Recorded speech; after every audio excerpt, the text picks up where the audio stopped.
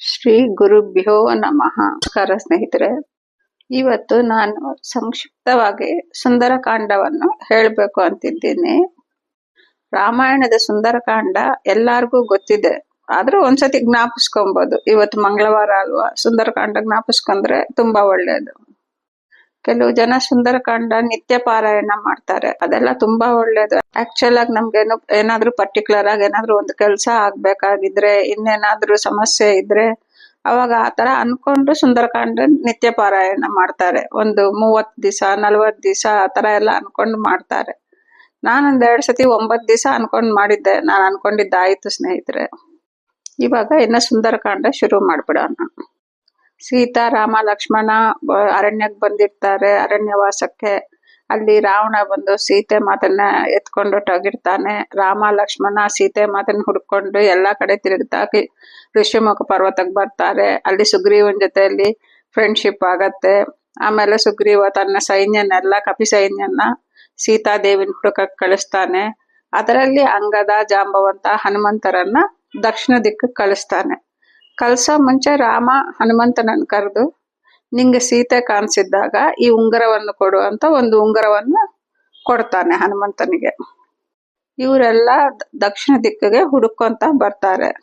ಅಲ್ಲಿ ಕೊನೆಗೆ ಸಮುದ್ರ ಬಂದ್ಬಿಡತ್ತೆ. ಇನ್ನು ಅವ್ರಿಗೆ ಮುಂದಕ್ಕೆ ಹೋಗಕ್ ಇನ್ನೇನು ಇರಲ್ಲ.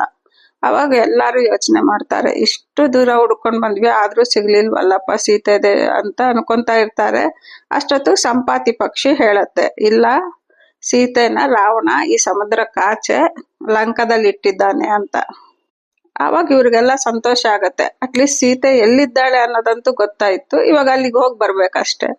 ಸೊ ಎಲ್ಲಾರು ಯಾರೆಷ್ಟು ಯೋಜನೆ ಹಾರಕ್ಕಾಗತ್ತೆ ಅಂತ ಲೆಕ್ಕ ಹಾಕ್ತಾ ಇರ್ತಾರೆ. ಯಾರಿಗೂ ಆಗಲ್ಲ. ಆವಾಗ ಜಾಂಬವಂತ ಹನುಮಂತಂಗ್ ಹೇಳ್ತಾನೆ, ನೋಡಿ, ಇವ್ರು ಯಾರಿಂದಾನು ಆಗಲ್ಲ, ಈ ಕೆಲ್ಸ ನೀನ್ ಮಾತ್ರನೇ ಮಾಡಕ್ಕಾಗೋದು, ದಯವಿಟ್ಟು ನೀನೇ ಮಾಡು, ಲಂಕಾಗ್ ಹೋಗಿ ಬಾ ಅಂತ ಹೇಳ್ತಾನೆ. ಆವಾಗ ಹನುಮಂತ ಸರಿ ಅಂತ ಒಂದು ದೊಡ್ಡ ಬೆಟ್ಟದ ಮೇಲೆ ಹತ್ಬಿಟ್ಟು ತನ್ನ ಆಕಾರವನ್ನು ದೊಡ್ಡದಾಗಿ ಮಾಡ್ಕೊಂಡು ಅಲ್ಲಿಂದ ಹಾರಕ್ಕೆ ಸಿದ್ಧನಾಗ್ತಾನೆ. ಇಲ್ಲಿಂದ ಸುಂದರಕಾಂಡ ಶುರು ಆಗತ್ತೆ. ಒಂದು ಸತಿಗೆ ಕಾಲಿನ ಅದಿಮಿಟ್ಟು ಹಾರ್ತಾನೆ. ಫಸ್ಟ್ ಹಾರೋದೆ ಎಷ್ಟೋ ಯೋಜನೆಗಳು ಮುಂದಕ್ಕೆ ಹೊಟ್ಟೋಗ್ತಾನೆ ಒಂದೇ ಸತಿಗೆ. ಹಾಗೆ ಹಾರ್ತಾ ಇರ್ತಾನೆ. ಒಂದ್ ದೊಡ್ಡ ರಾಕ್ಷಸಿ ಟೈಪ್ ಒಂದು ಹೆಂಗಸ್ ಬರ್ತಾಳೆ. ಅವಳು ಆಕ್ಚುಲ್ ಆಗಿ ನಾಗದೇವತೆ ಇರ್ತಾಳೆ. ದೇವತೆಗಳು ಆಕೆಗೆ ಹೇಳಿರ್ತಾರೆ, ನೀನ್ ಈ ತರ ರೂಪ ತಾಳಿ ಹನುಮಂತನನ್ನು ಪರೀಕ್ಷೆ ಮಾಡು ಅಂತ. ಸೊ ಹಾಗಾಗಿ ಆಕೆ ಅಡ್ಡ ಬರ್ತಾಳೆ ಹನುಮಂತನ್ಗೆ. ಏನು ಅಂತ ಹನುಮಂತ ಕೇಳಿದ್ದಾಗ, ಬಾ ನನ್ ಬಾಯಿ ಒಳಗಡೆ ಬಾ, ನಾನ್ ನೋಡಿದ್ದು ಯಾವ್ದನ್ನು ನಾನ್ ಬಿಡಲ್ಲ, ನನ್ ಬಾಯಿ ಒಳಗಡೆ ತಗೊಂತೀನಿ ಅಂತ. ಅದಕ್ಕೆ ಹನುಮಂತ ಹೇಳ್ತಾನೆ, ಇಲ್ಲಮ್ಮ, ಇವಾಗ ನಾನು ತುಂಬಾ ಅರ್ಜೆಂಟ್ ಕೆಲ್ಸದಲ್ಲಿದ್ದೀನಿ, ಇದಾದ್ಮೇಲೆ ಖಂಡಿತ ಬರ್ತೀನಿ, ನಿನ್ ಬಾಯಿಗೆ ಹೋಗ್ತೀನಿ ಅಂತ. ಅವಳು ಬಿಡಲ್ಲ, ಇಲ್ಲ, ನೀನ್ ಇವಾಗ ಹೋಗಿ ಬಂದ್ರೇನೆ ನೀನ್ ಬಿಡೋದು, ಇಲ್ಲಾಂದ್ರೆ ಬಿಡಲ್ಲ ನಾನು ಅಂತ. ಸರಿ, ಹಾಗಾದ್ರೆ ನನ್ನ ತಗೊಂಬಷ್ಟು ದೊಡ್ಡ ಬಾಯಿ ಇದೆಯಾ ನಿಂಗೆ ಅಂತ ಹನುಮಂತ ಕೇಳ್ತಾನೆ. ನಿನ್ನೆಷ್ಟು ತಗೊಂಬೋದು, ಸುಲಭವಾಗತ್ತೆ. ಸರಿ ಅಂತ ಹನುಮಂತ ದೊಡ್ಡ ಮಟ್ಟಕ್ಕೆ ದೇಹನ ಮಾಡ್ತಾನೆ. ಆಕಿ ಇನ್ನ ದೊಡ್ಡದು ಮಾಡ್ತಾಳೆ. ಹೀಗೆ ಇಬ್ಬರು ದೊಡ್ಡದು ಮಾಡ್ತಾ ಆಕಾಶದಷ್ಟು ಎತ್ತರ ಕೊಟ್ಟೋಗ್ತಾರೆ ಒಬ್ಬೊಬ್ರು. ಅಷ್ಟು ದೊಡ್ಡ ಬಾಯಿ ತೆಗಿತಾಳೆ ಆಕಿ. ಆವಾಗ ಹನುಮಂತ ಚಿಕ್ಕದಾಗೆ ಒಂದ್ ಕೋತಿ ಟೈಪ್ ಅಲ್ಲಿ ಆಗ್ಬಿಟ್ಟು ಬಾಯಿ ಒಳಗಡೆ ಬಂದು ಚಕ್ ಅಂತ ಹೋಗಿ ವಾಪಸ್ ಬಂದ್ಬಿಡ್ತಾರೆ ಹೊರಗಡೆಗೆ. ಆವಾಗ ಆಕಿ ಸೋಲ್ ಒಪ್ಕೊಂತಾಳೆ, ಆಯ್ತು ಬಿಡು, ನೀನೇ ಗೆದ್ಯ, ಹೋಗು ಅಂತ. ಸರಿ, ಮತ್ತೆ ಮುಂದಕ್ಕೆ ಹಾರ್ತಾ ಇರ್ತಾನೆ. ಮತ್ತೆ ಸಿಂಹಿಕಾ ಅನ್ನೋ ಒಬ್ಬಳು ರಾಕ್ಷಸಿ ಬರ್ತಾಳೆ ರಾವಣನ್ ಸೈನ್ಯದಿಂದ. ಅವಳು ತನ್ನ ನೆರಳಿಂದಾನೆ ಹನುಮಂತನನ್ನ ಬಾಯಿಗೆ ಹಾಕೊಂಡ್ಬಿಡ್ತಾಳೆ. ಹನುಮಂತ ಅದ್ರ ಹೊಟ್ಟೆಗೆ ಹೋಗಿ ಸೀಲ್ ಬಿಟ್ಟು ಅದನ್ನ ಸಾಯಿಸ್ಬಿಟ್ಟು ತಾನು ಹೊರಗೆ ಬಂದ್ಬಿಡ್ತಾನೆ. ಮತ್ತೆ ಹಾರ್ತಾನೆ, ಇನ್ನೇನ್ ಲಂಕಕ್ ಬಂದ್ಬಿಡ್ತಾನೆ. ಅಲ್ಲಿ ಅಷ್ಟೊತ್ತಿಗೆ ಸಾಯಂಕಾಲ ಆಗಿರತ್ತೆ. ಇನ್ನೇನು ಒಳಗಡೆಗೆ ಹೋಗೋಣ ಅಂದ್ರೆ ಬೇಡ, ಸ್ವಲ್ಪ ಕತ್ಲಾದ್ಮೇಲೆ ನಿಧಾನಕ್ಕೆ ಹೋಗೋಣ, ಯಾರು ನೋಡದೆ ಅಂತ ಒಂದ್ ಮರದ ಮೇಲೆ ಕೂತಿರ್ತಾನೆ. ಕತ್ಲಾದ್ಮೇಲೆ ನಿಧಾನಕ್ಕೆ ಒಂದ್ ಚಿಕ್ಕ ಕೋತಿ ತರ ಒಳಗಡೆಗೆ ಹೋಗಕ್ಕೆ ಪ್ರಯತ್ನ ಮಾಡ್ತಾನೆ. ಅಷ್ಟೊತ್ತಿಗೆ ಲಂಕಿಣಿ ಹನುಮಂತನ ಬಾಲ ಹಿಡಿದು ಈ ಕಡೆಗೆ ಹಾಕ್ಬಿಡ್ತಾಳೆ. ಯಾರ್ ನೀನು, ಯಾಕೆ ಬಂದಿದ್ಯಾ ಇಲ್ಲಿ?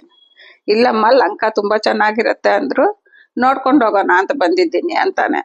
ಇಲ್ಲ ಇಲ್ಲ, ಆ ತರ ಎಲ್ಲ ಹೋಗೋ ಆಗಿಲ್ಲ, ನನ್ನ ಸೋಲ್ಸಿದ್ರೆ ಮಾತ್ರ ಲಂಕಾ ಒಳಗಡೆ ಹೋಗಕ್ ಸಾಧ್ಯ. ಸರಿ ಅಂತ ಹನುಮಂತ ಆಕಿ ಜೊತೆಲಿ ಯುದ್ಧ ಮಾಡಿ ಆಕಿನ ಸೋಲ್ಸಿ ಲಂಕಾ ಒಳಗಡೆ ಹೋಗ್ತಾನೆ. ಆವಾಗ ಆಕಿ ಲಂಕಿಣಿ ಅಂತಾಳೆ, ನಾನು ಗಂಧರ್ವ, ಈ ಶಾಪದಿಂದ ಇಲ್ಲಿ ಬಂದಿದ್ದೀನಿ, ನಾನು ಯಾರು ಸೋಲಿಸ್ತಾರೋ ಆವಾಗಿಂದ ಈ ರಾವಣಂಗೆ ಪತನ ಶುರು ಆಗತ್ತೆ ಅಂತ ಹೇಳ್ಬಿಟ್ಟು ಹೊರಟೋಗ್ತದೆ. ಸರಿ ಅಂತ ಹನುಮಂತ ಲಂಕಾ ಪ್ರವೇಶ ಮಾಡ್ಬಿಡ್ತಾನೆ. ಅಲ್ಲೆಲ್ಲ ನೋಡಿದ್ರೆ ಲಂಕಾ ಎಂಥ ರಿಚ್ ಆಗಿರತ್ತೆ, ಎಲ್ಲಿ ನೋಡಿದ್ರು ಬಂಗಾರದ ಬಾಗ್ಲುಗಳು, ವಜ್ರದ ಇದು ಕೆತ್ತನೆಗಳು ಎಲ್ಲ ತುಂಬಾ ಚೆನ್ನಾಗಿರತ್ತೆ. ಹನುಮಂತ ಎಲ್ಲಾದ್ರ ಕಡೆನೂ ಸೀತಾದೇವಿನ ಹುಡ್ಕೊಂಡ್ ಬರ್ತಾನೆ, ಎಲ್ಲಿ ಸೀತಾದೇವಿ ಕಾಣಿಸಲ್ಲ. ಅಲ್ಲಿ ಯಾರೋ ಹೇಳ್ತಾರೆ ರಾವನ್ ಮನೆ ಅಲ್ಲಿದೆ ಅಂತ, ಇದು ಅಂತಃಪುರ. ಅಲ್ಲಿ ಹೋಗ್ತಾನೆ, ಅಲ್ಲೆಲ್ಲ ನೋಡ್ತಾನೆ, ಅಲ್ಲೆಲ್ಲಿ ಕಾಣಿಸಲ್ಲ. ರಾವಣ ಮಂದಿರ ಹೋಗ್ತಾನೆ, ಅಲ್ಲಿ ಏನು ಕಾಣಿಸಲ್ಲ. ಹೊರಗಡೆಗೆ ಬರ್ತಾನೆ, ಅಲ್ಲೊಂದು ಪುಷ್ಪಕ ವಿಮಾನ ಇರತ್ತೆ, ಅಲ್ಲೇನಾದ್ರೂ ಇದ್ದಾಳೇನೋ ಅಂತ ಹತ್ರಕ್ಕೆ ಹೋಗ್ತಾನೆ. ಆ ಪುಷ್ಪಕ ವಿಮಾನ ಅಂತೂ ಅಷ್ಟು ಚೆನ್ನಾಗಿರತ್ತೆ. ಸರಿ, ಅಲ್ಲೆಲ್ಲ ಹೆಂಗಸರು ಗಂಡಸರು ಎಲ್ಲ ರಾಕ್ಷಸ ಸ್ತ್ರೀಯರು ಅವರು ಇವರು ಇರ್ತಾರೆ, ಅವರಲ್ಲಿ ಯಾರು ಇರಲ್ಲ ಸೀತಾದೇವಿ.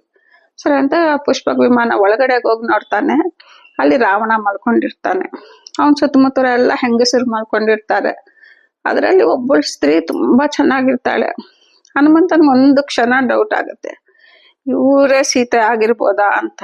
ಆಮೇಲೆ ಜ್ಞಾಪಕ ಬರುತ್ತೆ, ಸೀತೆ ಯಾವತ್ತಿಗೂ ರಾವಣನ ಜೊತೆಲಿ ಬರಲ್ಲ, ನನ್ಗೆ ಬುದ್ಧಿ ಇಲ್ಲ ಅಂತ ತನ್ನನ್ನು ತಾನು ಬೈಕೊಂಡು ಈ ಕಡೆಗೆ ಬಂದ್ಬಿಡ್ತಾನೆ. ಅಯ್ಯೋ ಸೀತೆ ಕಾಣಿಸ್ಲೇ ಇಲ್ವಲ್ಲ ಅಂತ ತುಂಬಾ ಬೇಜಾರಾಗ್ಬಿಡತ್ತೆ. ನಾನು ಬಂದು ವೇಸ್ಟ್ ಆಗೋಯ್ತಲ್ಲ, ಇವಾಗ ಏನ್ ಮಾಡ್ಲಿ ಅಂತ ರಾಮದೇವ್ರ ನೆನ್ಸ್ಕೊಂಡು ಪ್ರಾರ್ಥನೆ ಮಾಡ್ತಾನೆ. ಸ್ವಾಮಿ ಸಿಗ್ತಾ ಇಲ್ಲ, ನೀನೇ ಸಹಾಯ ಮಾಡ್ಬೇಕೇನಾದ್ರು ಅಂತ. ಆವಾಗ ಹನುಮಂತನಿಗೆ ಎದುರುಗಡೆ ಸ್ವಲ್ಪ ದೂರದಲ್ಲಿ ಒಂದು ವನ ಕಾಣಿಸುತ್ತೆ, ಅಶೋಕ ವನ. ಆವಾಗ ಹನುಮಂತ ಅನ್ಕೊಂತಾನೆ, ಇದೊಂದು ನೋಡಿಲ್ಲ, ಇಲ್ಲಿ ನೋಡ್ಬಿಟ್ಟು ಹೊರಟು ಬಿಡೋಣ ಅಂತ ಅನ್ಕೊಂಡು ಅಲ್ಲಿಗೆ ಬರ್ತಾನೆ. ಒಂದ್ ಮರದ ಮೇಲೆ ಕೂತ್ಕೊಂತಾನೆ. ಅಲ್ಲಿ ಒಂದ್ ಸ್ವಲ್ಪ ದೂರದಲ್ಲಿ ಒಂದು ಕಟ್ಟೆ ತರ ಇರತ್ತೆ, ಒಂದ್ ಮರದ ಕೆಳಗಡೆ. ಅದರ ಮೇಲೆ ಒಂದು ಯುವತಿ ಕೂತಿರ್ತಾರೆ, ಒಂದು ಮಾಸೋಗಿರೋ ಸೀರೆ ಉಟ್ಕೊಂಡು ತುಂಬಾ ದುಃಖದಲ್ಲಿರೋ ತರ ಕಾಣಿಸುತ್ತೆ. ಆವಾಗ ಹನುಮಂತ ಆ ಯುವತಿಯನ್ನು ಪರೀಕ್ಷೆ ಮಾಡಿ ನೋಡಿದಾಗ ಆಕೆಯೇ ಸೀತೆ ಅಂತ ಗೊತ್ತಾಗತ್ತೆ. ಹೇಗೆ ಅಂದ್ರೆ ರಾಮ ಹೇಳಿರ್ತಾನೆ ಸೀತೆ ಈ ಆಭರಣಗಳು ಹಾಕೊಂಡಿರ್ತಾಳೆ ಅಂತ. ಸೊ ಆ ಆಭರಣಗಳೆಲ್ಲ ಸೀತೆ ಹಾಕೊಂಡಿರ್ತಾಳೆ. ಮತ್ತು ಹನುಮಂತನಿಗೆ ಸೀತೆದು ಸೀರೆನಲ್ಲಿ ಸುಟ್ಟಿರೋ ಇದು ಒಡವೆ ಸಿಕ್ಕಿರತ್ತೆ. ಸೊ ಆ ಬಟ್ಟೆ ಈ ಬಟ್ಟೆ ಸೇಮ್ ಇರತ್ತೆ. ಸೊ ಹಾಗಾಗಿ ಹನುಮಂತ ಅನ್ಕೊಂತಾನೆ ಇವರೇ ಸೀತೆ ಅನ್ಕೊಂಡು ತುಂಬಾ ಖುಷಿ ಆಗ್ಬಿಡುತ್ತೆ. ಒಟ್ಟಿನ ಮೇಲೆ ಸೀತೆ ಸಿಕ್ಬಿಟ್ಟಿದ್ದಾರೆ, ಇವಾಗ ಸೀತೆ ಎದುರುಗಡೆ ಹೋಗಿ ರಾಮನ್ ಸಂದೇಶ ಕೊಡ್ಬೇಕು, ಅಷ್ಟೇ ಮಿಕ್ಕಿರೋದು ಅಂತ ಸಂತೋಷ ಪಟ್ಟು ಟೈಮ್ಗೋಸ್ಕರ ನೋಡ್ತಾ ಇರ್ತಾನೆ. ಅಷ್ಟೊತ್ತಿಗೆ ರಾವಣ ಬಂದು ಅಲ್ಲಿ ಸೀತೆಯನ್ನು ತುಂಬಾ ಸತಾಯಿಸ್ಕೊಂತಾನೆ. ನನ್ನ ಮದುವೆ ಮಾಡ್ಕೋ, ನನ್ ಜೊತೆಲಿ ಬಾ ಅಂತ, ಪುರಕ್ ಬಾ ಅಂತ. ಸೀತೆ ಅಂತಾಳೆ, ನನ್ ಪ್ರಾಣ ಹೋದ್ರು ನಾನು ಅಲ್ಲಿಗೆ ಬರಲ್ಲ, ಅದು ಮಾತ್ರ ನಿಜ ಅಂತ. ರಾವಣ ಅಲ್ಲಿರೋ ರಾಕ್ಷಸಿಯರಿಗೆಲ್ಲ ಹೇಳ್ತಾನೆ, ಈಕಿ ಒಪ್ಪೋ ತನಕ ಬಿಡ್ಬೇಡ್ರಿ, ಈಕಿನ್ ಹೀಗೆ ಸತಾಯಿಸ್ತಾ ಇರ್ರಿ ಅಂತ ಹೇಳ್ಬಿಟ್ಟು ಹೊರಟೋಗ್ತಾನೆ. ಅವಾಗ ಸೀತೆಗೆ ಹೇಳ್ತಾನೆ, ಇನ್ನೊಂದ್ ತಿಂಗಳಲ್ಲಿ ನೀನ್ ಒಪ್ಪಲಿಲ್ಲ ಅಂದ್ರೆ ನಿನ್ನ ಕೊಂದ್ಬಿಟ್ಟು ಬಿಸಾಕ್ಬಿಡ್ತೀನಿ ಅಂತ. ಸರಿ, ಸೀತಾ ಅಳ್ತಾ ಕೂತಿರ್ತಾಳೆ. ಇದೆಲ್ಲ ಹನುಮಂತ ಮೇಲೆ ಮರದಿಂದ ಚಿಕ್ಕ ಕೋತಿ ಆಗಿ ಕೂತ್ಕೊಂಡು ಎಲ್ಲ ನೋಡ್ತಾ ಇರ್ತಾನೆ. ತುಂಬಾ ಬೇಜಾರಾಗತ್ತೆ, ರಾವಣನ ಮೇಲೆ ಸಿಕ್ಕಾಪಟ್ಟೆ ಕೋಪ ಬರತ್ತೆ. ಸರಿ, ತಡ್ಕೊಂಡು ಹಾಗೆ ಕೂತಿರ್ತಾನೆ. ರಾವಣನು ಹೊಟ್ಟೋಗ್ತಾನೆ, ಆ ರಾಕ್ಷಸಿಯರು ಮಲ್ಕೊಂಡ್ಬಿಡ್ತಾರೆ. ಆವಾಗ ನಿಧಾನಕ್ಕೆ ರಾಮನ್ ಕತೆ ಹೇಳಕ್ಕೆ ಶುರು ಮಾಡ್ತಾನೆ, ಸೀತೆ ಕೆಣ್ಸೋ ಹಾಗೆ. ಸೀತೆಗೆ ಒಂದು ಕ್ಷಣ ಆಶ್ಚರ್ಯ ಆಗ್ಬಿಡುತ್ತೆ, ಯಾರಪ್ಪ ರಾಮನ್ ಕತೆ ಹೇಳ್ತಾ ಇದ್ದಾರೆ ಅಂತ. ಎಲ್ಲ ರಾಮನ್ ಕತೆ ಆದ್ಮೇಲೆ ನಿಧಾನಕ್ಕೆ ರಾಮನ್ ಉಂಗುರ ಸೀತಾದೇವಿಗೆ ಸಿಗೋ ಹಾಗೆ ಕೆಳಗಡೆಗೆ ಆ ಉಂಗುರ ನೋಡಿದ ತಕ್ಷಣ ಅಂತೂ ಸೀತಾದೇವಿಗೆ ಎಷ್ಟು ಖುಷಿ ಆಗೋಗ್ಬಿಡತ್ತೋ, ಅಯ್ಯೋ ರಾಮನ್ ಉಂಗುರ ಅಲ್ವಾ ಅಂತ. ನಿಧಾನ ಕೆಳಗೆ ಇಳ್ಕೊಂಡ್ ಬರ್ತಾನೆ. ಕಪಿನ್ ನೋಡಿದ ತಕ್ಷಣ ಸೀತಾದೇವಿ ಹೆದರ್ಕೊಂಡ್ಬಿಡ್ತಾಳೆ, ಅಯ್ಯೋ ಇದು ಕೂಡ ರಾಕ್ಷಸ ಮಾಯನೋ ಏನೋ ಅಂತ. ಆವಾಗ ಹನುಮಂತ ಹೇಳ್ತಾನೆ, ಇಲ್ಲಮ್ಮ ರಾಕ್ಷಸ ಮಾಯ ಇಲ್ಲ, ನಾನ್ ರಾಮದೂತ, ರಾಮ ಕಳ್ಸಿದ್ದ ನನ್ನ, ನಿನ್ನ ಹುಡುಕು ಅಂತಾನೆ ಕಳ್ಸಿದ್ದಾನಮ್ಮ ಅಂತ ಎಲ್ಲ ಸ್ಟೋರಿ ಹೇಳ್ತಾ. ಅವಾಗ ಸೀತಾದೇವಿ ಅಂತಾಳೆ, ನೀನ್ ಹೇಳಿದ್ರೆ ನಾನ್ ಹೇಗ್ ನಂಬಲಿ, ನೀನ್ ಹೇಳಿದ ಕತೆ ಎಲ್ಲ ಎಲ್ಲಾರ್ಗೂ ಗೊತ್ತು, ನನ್ಗೂ ರಾಮನ್ಗೆ ಮಾತ್ರನೇ ಗೊತ್ತಿರೋದೇನಾದ್ರೂ ಒಂದು ಇನ್ಸಿಡೆಂಟ್ ಹೇಳು ಅಂತ ಹೇಳ್ತಾಳೆ.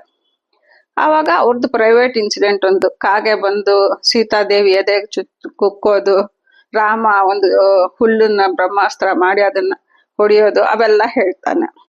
ಆವಾಗ ಸೀತೆಗೆ ಗೊತ್ತಾಗತ್ತೆ ಹನುಮಂತ ಹೇಳ್ತಾ ಇರೋದೆಲ್ಲ ನಿಜ ಅಂತ. ಸರಿ, ಹನುಮಂತ ಅಂತಾನೆ, ಬಾಮ್ಮ ನನ್ ಮೇಲೆ ಭುಜದ ಮೇಲೆ ಕೂರ್ಸ್ಕೊಂಡು ನೀನ್ ಕರ್ಕೊಂಡು ಹೋಗ್ತೀನಿ ಅಂತ. ಅವಾಗ ನಗ್ತಾಳು ಸೀತೆ, ನೀನೇ ಇಷ್ಟು ಚಿಕ್ಕದಾಗಿದ್ದಿ, ಹ್ಯಾಕ್ ಕರ್ಕೊಂಡು ಹೋಗ್ತಿ ಹನುಮಾನನ್ನ ಅಂತ. ಇಲ್ಲಮ್ಮ ನೋಡು ಅಂತ ದೊಡ್ಡ ದೇಹ ಮಾಡ್ತಾರೆ ಹನುಮಂತ. ಅವಾಗ ಸೀತೆಗೆ ಆಶ್ಚರ್ಯ ಆಗ್ಬಿಡತ್ತೆ, ಬೇಡ ಮಗನೇ, ಈ ರಾಮನ್ಗೆ ಗೊತ್ತಿಲ್ಲದೆ ಕದ್ಕೊಂಡ್ ಬಂದಿದ್ದಾನೆ, ಮತ್ತು ನಾನು ರಾವಣನ್ಗೂ ಗೊತ್ತಿಲ್ಲದೆ ಹೋಗೋದು ನಂಗೆ ಇಷ್ಟ ಇಲ್ಲ. ರಾಮನೇ ಬರ್ಲಿ, ರಾವಣನ್ ಸಂಹಾರ ಮಾಡಿ ನನ್ನ ಕರ್ಕೊಂಡೋಗ್ಲಿ, ಇನ್ನು ಒಂದೇ ತಿಂಗಳ ಟೈಮ್ ಇರೋದು ಎಲ್ಲ ಹೇಳ್ತಾಳೆ. ಸರಿನಮ್ಮ, ನಾನು ಹೋಗಿ ರಾಮಂಗೆ ಹೇಳ್ತೀನಿ, ನಿನ್ನ ಗುರ್ತಾಗ ಏನಾದ್ರು ಕೊಡುವ. ಅದಕ್ಕೆ ದೇವಿ ತನ್ನ ಚೂಡಾಮಣಿಯನ್ನ ಹನುಮಂತನಿಗೆ ಕೊಡ್ತಾಳೆ. ಅವಾಗ ಹನುಮಂತ ಹೇಳ್ತಾನೆ, ಅಮ್ಮ ನಿನ್ನನ್ನು ನೋಡೋ ತನಕ ಏನು ಒಂದು ಹನಿ ನೀರನ್ನು ಕುಡಿಯಲ್ಲ ಅಂತ ಶಪಥ ಮಾಡಿದ್ದೀನಿ. ಇವಾಗ ನೀನ್ ನೋಡ್ಬಿಟ್ಟಿದ್ದೀನಲ್ಲಮ್ಮ, ಇಲ್ಲೇ ಎಲ್ಲ ಎಷ್ಟೊಂದು ಹಣ್ಣು ಗಿಡ ಇದಲ್ವಾ, ತಿನ್ನು. ಸರಿ ಅಂತ ಎಲ್ಲ ತಿಂದು ಆ ಗಿಡಗಳನ್ನೆಲ್ಲ ಕೆಳಗೆ ಹಾಕಿ ರಭಸೆ ಮಾಡ್ಬಿಡ್ತಾನೆ. ಆವಾಗ ರಾಕ್ಷಸಿರೆಲ್ಲ ಎದ್ದು ಹನುಮಂತನ ಹಿಡ್ಕೊಳಕ್ ಹೋಗ್ತಾರೆ. ಹಿಡ್ಕೊಳಕ್ ಆಗಲ್ಲ, ಅವರೆಲ್ಲ ರಾವಣನ್ಗೆ ಹೋದ್ರೆ ಆ ಸೈನ್ಯ ಎಲ್ಲ ಬರುತ್ತೆ. ಅವ್ರ ಜೊತೆಲೆಲ್ಲ ಯುದ್ಧ ಮಾಡಿ ಲಕ್ಷಾಂತರ ಜನ ಸೈನ್ಯಗಳನ್ನ ಸಾಯಿಸ್ಬಿಡ್ತಾನೆ ಹನುಮಂತ. ಆಮೇಲೆ ಅಕ್ಷಯ್ ಕುಮಾರ್ ಬರ್ತಾನೆ, ರಾವಣನ ಚಿಕ್ಕ ಮಗ, ಅವನು ಕೊಂದು ಬಿಡ್ತಾನೆ. ಆಮೇಲೆ ಲಾಸ್ಟ್ಗೆ ರಾವಣನ ದೊಡ್ಡ ಮಗ ಇಂದ್ರಜಿತ್ ಬರ್ತಾನೆ, ಬಂದು ಬ್ರಹ್ಮಾಸ್ತ್ರವನ್ನ ಹಾಕ್ತಾನೆ ಹನುಮಂತನ ಮೇಲೆ. ಅಸ್ತ್ರಕ್ಕೆ ಗೌರವ ಕೊಟ್ಟು ಇಂದ್ರಜಿತ್ಗೆ ಸಿಕ್ಕ ಬಿದ್ದ ತರ ನಟನೆ ಮಾಡ್ತಾನೆ ಹನುಮಂತ. ಸರಿ, ಒಂದು ಹಗ್ಗದಿಂದ ಕಟ್ಟ ಹಾಕ್ಬಿಟ್ಟು ಹನುಮಂತನ ತಂದೆ ಸಭೆಗೆ ಕರ್ಕೊಂಡೋಗ್ತಾನೆ. ಅಲ್ಲಿ ಸಭೆನಲ್ಲಿ ರಾವಣ ಹನುಮಂತನ್ಗೆ ಅವಮಾನ ಮಾಡ್ತಾನೆ. ಆಮೇಲೆ ಹನುಮಂತ ಹೇಳ್ತಾನೆ ತಾನು ಯಾಕೆ ಬಂದಿದ್ದು, ರಾಮದೂತ ಯಾಕೆ ಬಂದಿದ್ದು ಎಲ್ಲ ಹೇಳಿದ್ದಕ್ಕೆ ರಾವಣ ಹೇಳ್ತಾನೆ ಇವನು ಕೊಂದು ಬಿಡ್ರಿ ಅಂತ. ಅದಕ್ಕೆ ವಿಭೀಷಣ ಹೇಳ್ತಾನೆ, ಇಲ್ಲ, ದೂತನಾಗ್ ಬಂದಿರೋನ್ ಕೊಂದಬಾರ್ದು, ಬೇಕಾದ್ರೆ ಏನಾದ್ರೂ ಅವಯವ ತೆಗಿಬೋದು ಅಂತ. ಅವಾಗ ರಾವಣ ಅಂತಾನೆ, ಕೋತಿಗೆ ತೋಕೆನೆ ಇಂಪಾರ್ಟೆಂಟ್, ಆ ತೋಕೆನ ಬೆಂಕಿ ಹಾಕಿ ಇದು ಮಾಡಿ ಸುಡಿ ಅಂತ. ಸರಿ ಅಂತ ಹನುಮಂತನ್ ತೋಕೆಗೆ ದೊಡ್ಡದು ಮಾಡಿದ ತೋಕೆಗೆ ಎಣ್ಣೆ ಹಾಕಿ ಅದಕ್ಕೆ ಬೆಂಕಿ ಇಡ್ತಾರೆ. ಸರಿ, ಅಲ್ಲಿಂದ ಹನುಮಂತ ಒಂದೇ ನಿಮಿಷದಲ್ಲಿ ಹಾರ್ಬಿಟ್ಟು ಎಲ್ಲ ಲಂಕೆನ ಸುಟ್ಟು ಬಿಡ್ತಾನೆ. ಒಂದು ಮನೆ ಕೂಡ ಉಳಿಯಲ್ಲ ಲಂಕೆನಲ್ಲಿ. ಅಲ್ಲಿ ಆಮೇಲಿಂದ ಅಲ್ಲಿ ಯಾರೋ ಇಬ್ರು ರಾಕ್ಷಸೀರ್ ಅನ್ಕೊಂತ ಇರ್ತಾರೆ, ಫುಲ್ ಲಂಕೆ ಸುಟ್ಟೋಯ್ತು, ಒಂದು ಚೂರು ಯಾವ್ದು ಮಿಗ್ಲಿಲ್ಲ ಅಂತ. ಅವಾಗ ಹನುಮಂತನಿಗೆ ಭಯ ಆಗತ್ತ, ಅಯ್ಯೋ ಸೀತೆ ಏನಾದ್ರು ಅಂತ ಮತ್ತೆ ಬರ್ತಾನೆ ಅಶೋಕ ವಾಟಿಕೆಗೆ. ಅಲ್ಲಿ ಸೀತೆ ಸೇಫ್ ಆಗೇ ಇರ್ತಾರೆ. ಸರಿ ಅಂತ ಆ ತಾಯಿಗೆ ಇನ್ನೊಂದ್ಸತಿ ನಮಸ್ಕಾರ ಮಾಡ್ಬಿಟ್ಟು ಹಾರ್ಬಿಟ್ಟು ಸಮುದ್ರಕ್ಕೆ ಈ ಕಡೆ ಬರ್ತಾನೆ. ಆ ಜಾಂಬವಂತ ಅಂಗದ ಎಲ್ಲಾರು ಕಾಯ್ಕೊಂಡಿರ್ತಾರೆ. ಹನುಮಂತನ್ ನೋಡಿದ ತಕ್ಷಣ ಸಖತ್ ಖುಷಿ ಆಗ್ಬಿಡತ್ತೆ. ಆಮೇಲೆ ಅಲ್ಲಿಂದ ಎಲ್ಲಾರು ಸೇರ್ಕೊಂಡು ಮತ್ತೆ ಸುಗ್ರೀವನ ಹತ್ರ ಬಂದು ರಾಮನ್ಗೆ ಲಕ್ಷ್ಮಣನ್ಗೆ ಎಲ್ಲಾ ವಿಷಯಗಳು ಹೇಳ್ತಾರೆ. ಹೇಳಿ ರಾಮನನ್ನ ಸಮಾಧಾನ ಮಾಡ್ತಾನೆ ಹನುಮಂತ. ಅಲ್ಲಿ ಸೀತಾದೇವಿ ಚೆನ್ನಾಗಿದ್ದಾರೆ, ಏನು ತೊಂದರೆ ಇಲ್ಲ, ಇನ್ನ ಒಂದ್ ತಿಂಗಳ ಟೈಮ್ ಇದೆ, ಅಷ್ಟರೊಳಗಡೆ ನಾವು ಏನಾದ್ರೂ ಮಾಡಿ ಹೋಗಿ ಅಲ್ಲಿಗೆ ಯುದ್ಧ ಮಾಡಿ ಸೀತಾದೇವಿನ ಕರ್ಕೊಂಡ್ ಬರ್ಬೇಕು ಅಂತ ಎಲ್ಲಾರ್ಗು ಸಂತೋಷ ಆಗತ್ತೆ. ಅಲ್ಲಿಗೆ ಸುಂದರಕಾಂಡ ಮುಗಿಯತ್ತೆ. ಸುಂದರಕಾಂಡ ಓದೋದ್ರಿಂದ ನಾವೇನಾದ್ರೂ ಅನ್ಕೊಂಡಿದ್ದು ಆಗತ್ತೆ, ಆವಾಗ ಹೇಳಿರ್ತಾರ. ಇಲ್ಲ, ನಾವೇನಾದ್ರೂ ಕಳ್ಕೊಂಡಿದ್ರೆ ಸುಂದರಕಾಂಡ ನಿತ್ಯ ಪಾರಾಯಣ ಮಾಡೋದ್ರಿಂದ ಆ ವಸ್ತು ಸಿಗತ್ತೆ. ನಾವ್ ಅನ್ಕೋಬಹುದು ನಾವೇನು ಕಳ್ಕೊಂಡಿಲ್ವಲ್ಲ, ಯಾಕೆ ಓದ್ಬೇಕು ಅಂತ. ನಾವು ನಮ್ ಸ್ವಂತ ಮನೆ ಮೇಲಿರೋದನ್ನೇ ಕಳ್ಕೊಂಡ್ಬಿಟ್ಟಿದೀವಲ್ವಾ, ಹೇಗ್ ಹೋಗೋದು ಅಂತ ದಾರಿನೇ ಗೊತ್ತಿಲ್ಲ ನಮ್ಗೆ. ಸೊ ಕಾಂಡ ದಿವಸ ಪಾರಾಯಣ ಮಾಡಿದ್ರೆ ಆ ಭಗವಂತ ತನ್ನ ಹತ್ರಕ್ಕೆ ಹೇಗ್ ಬರ್ಬೇಕು ಅನ್ನೋ ದಾರಿನ ನಮ್ಗೆ ತೋರ್ಸ್ಕೊಡ್ತಾನೆ.